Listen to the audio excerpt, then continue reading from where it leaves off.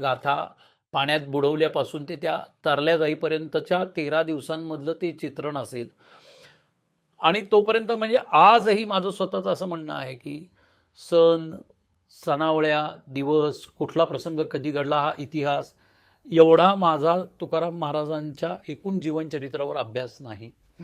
मी अतिशय आध्यात्मिक मार्गाने आणि भक्ती मार्गाने जे तुकाराम महाराजांची जी त्यावेळची भावावस्था होती, पांडुरंगाबरोबर तादात्म्य पावलेली, कदाचित मी त्या भावावस्थेचा जास्त अभ्यास करत गेलो माझ्या आध्यात्मिक साधनेच्या ह्यानी, आणि ते आनंदडोह लिहिलं गेलं.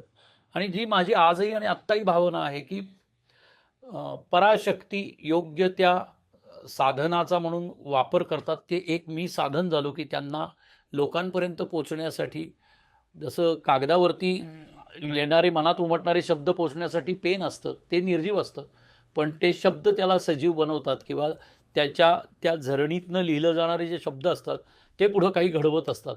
तसं मी एक साधन होतो.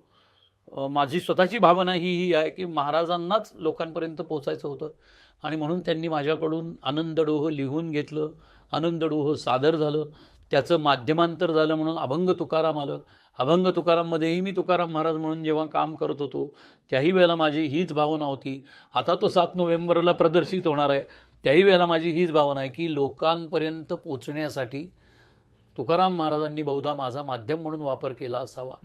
आणि माझ्याकडून माझ्या यथाशक्ती जे जे माझ्यामध्ये आहे, जे काही मी काय म्हणतो आपण सरावानी, साधनेमुळं जे काही माझ्यामध्ये वाचिक अभिनय, कायिक अभिनय, स्वाभाविक अभिनय, या सगळ्या ज्या गोष्टी आलेल्या असतील त्या केवळ त्यासाठी आल्या की त्यांना लोकांपर्यंत पोचण्यासाठी माझं माध्यम म्हणून वापर होतो आहे आणि मी त्यात खूप आनंदात आहे.